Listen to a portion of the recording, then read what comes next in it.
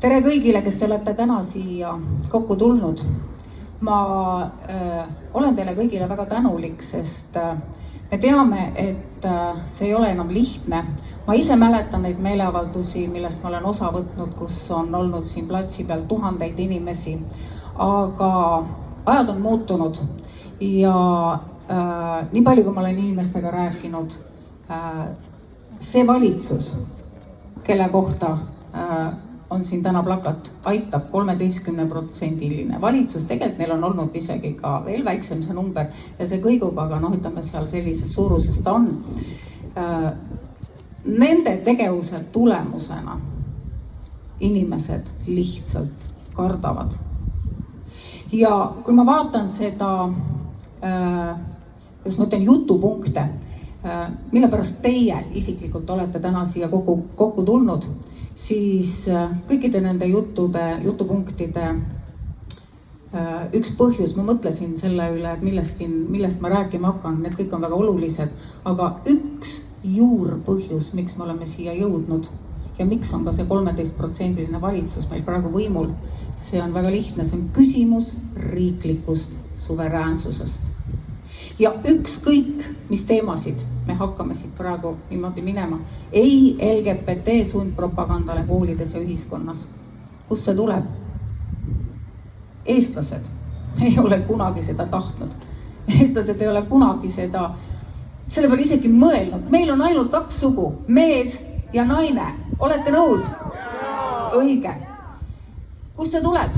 See tuleb väljast. Ja miks seda tehakse? Sest me ei ole enam suveräänne riik. Miks seda tehakse? Sest meie valitsused on seda nüüd järjepidevalt surunud meile peale kõik need asjad, mille vastu ka meie oleme võidelnud. Ma arvan, et te olete olnud siin ka nendel suurtel meeleavaldustel ja teil on olnud see üks mõte, kui ma tulen siia, siis ma saan midagi teha ja minust sõltub midagi ja mind võetakse kuulda.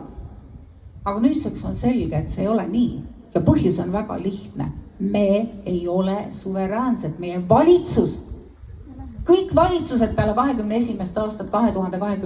aastat, ei ole enam meie valitsused. Nad on ajanud kõiki muid poliitikaid, kõikide teiste asja, välja arvatud Eesti asja. Ja nii lihtne see ongi.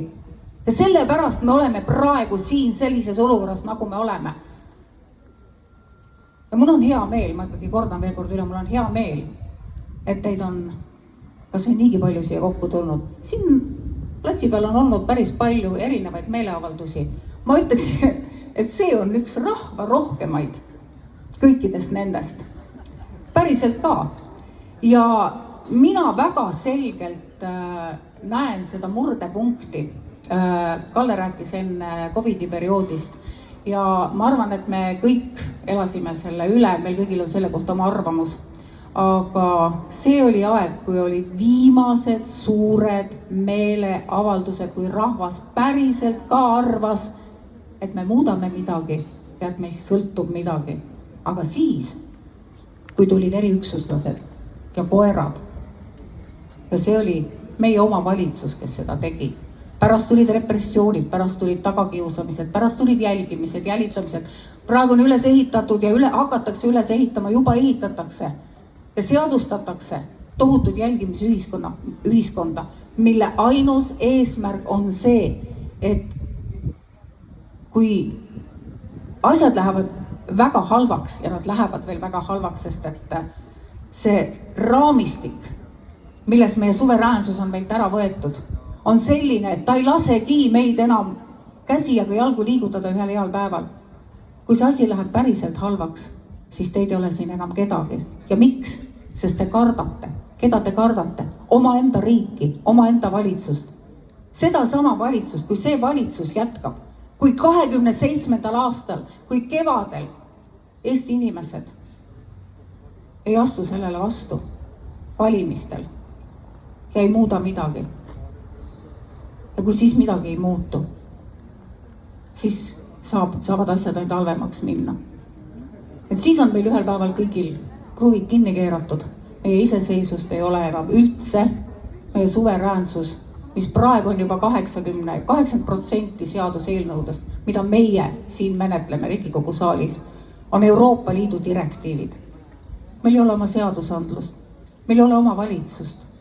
Ka ametnikud on kõik sealpool, sest et kust tuleb nende leib? Nende leib tuleb ju sealt. Nende leib tuleb sealt, mida nad räägivad, mida nad ütlevad, mida nad teevad. Ja see kõik jõuab teieni.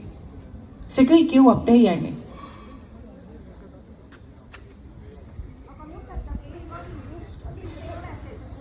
E-valimistega, jah, eile oli meil Riigikohtu esimees Villu Kõve. Ja mida ta ütles? Ma soovitan teil seda väga järele vaadata. Meie erakond on võidelnud e-valimiste vastu. Ja aktivistid Märt Põdraga eesotsas on võidelnud selle vastu, nad on ära tõestanud. Meie võime öelda, et kas me usume või ei usu, aga nad on ära tõestanud, seal petetakse, seal valetatakse. Me oleme käinud kõik etapid läbi, mis on Eestis seaduslikult võimalik, et võtta need e-valimised maha. Me oleme teinud kaebusi peale valimisi, enne valimisi, nüüd. Need jõuavad kõik Riigikohtusse. Mida ütles eile Villu Kõve? Ütles, et see on nagu häbi või isegi häbiväärne, et mingisugused aktivistid käivad siin ja segavad meil töö tegemist. Me peame menetlema mingisuguseid mõttetuid kaebusi, aga nemad ongi see lõpp-punkt, miks mitte midagi ei muutu. Nemad ongi see punn seal augu ees, sest kõik kaebused, ükskõik mida te teete eraisikuna, erakonnana, aktivistide grupina, MTÜ-dena, kõik jõuavad lõpuks Riigikohtusse. Ja Riigikohus ütleb teile, pole midagi kaevata, teil pole kaebeõigust, kõik punkt. Et me olemegi seal alguspunktis tagasi. Aga ärge heitke meelt. Ärge heitke meelt. Teisel pool ookeani on see valimiste asi päris korraliku tähelepanu all. Ka see valimiste asi, mis meil siin Eestis on ja mitte ainult seal. Ja need protsessid võtavad aega ja ma väga loodan, et jõuavad mingisugusesse meile kasulikku punkti, Eestile, Eesti rahvale kasulikku punkti 2027. aasta märtsi valimisteks. Et neid probleeme on nii palju, see on jällegi, see on küsimus suveräänsusest, see on küsimus riiklikust suveräänsusest. Kas meil on ausad valimised või meil ei ole ausad valimised? Nii lihtne see ongi. Mina ütlen, et ei ole ausad. Teie ütlete, ei ole ausad. Ei ole ausad. Aga Mihal, kes on praegu seal infotunnis ja ma tulin sealt ära, ma mõtlesin, et mul vererõhk tõuseb, ma ei saa seda kuulata. Oli järjekordselt hästi ülbe vastates, aga tema ütleb, et tema usub e-valimisi. Seesama 13% valitsust, nemad usuvad e-valimisi, aga nende käes on kõik hoovad praegu. Aga pange põhiseaduse hääletusele, kas meil on või ei ole?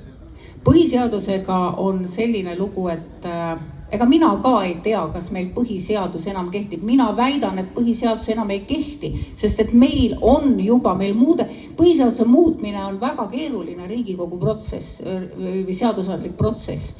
Aga nad ongi läinud teist teed, nad on läinud jälle kõverteid mööda pettuse, valetamise, vassimise teed. Nüüd meil Eesti elu ei käi mitte põhiseaduse kohaselt, vaid käib põhiseaduse kommenteeritud, kas siis teise või kolmanda juba kommenteeritud väljaande järgi, mille üks autoritest on näiteks jurist Märt Rask, kes on ju Reformierakonna asutaja, eks ole, reformierakondlane. Ehk et see kõik on omavahel seotud, see kõik, kes meil Riigikogus toimub, Riigikogu on ka tasalülitatud, eks ole. Te teate neid uudiseid, kuidas EKRE-t süüdistati, et EKRE lõhub mööblit ja kõik. Mina ütlen teile, et me oleme jõudnud praegu sellesse olukorda, et te kõik võite ennast siin Riigikogu platsil põlema panna. Mitte midagi ei muutu. Nad teevad ikka seda, mida nad tahavad, see 13% valitsus.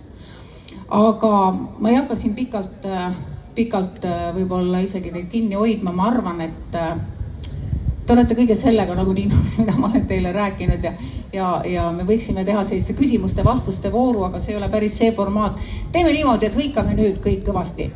Valitsus, astu tagasi! valitsus, astu tagasi, valitsus, astu tagasi, valitsus, astu tagasi, valitsus, astu tagasi.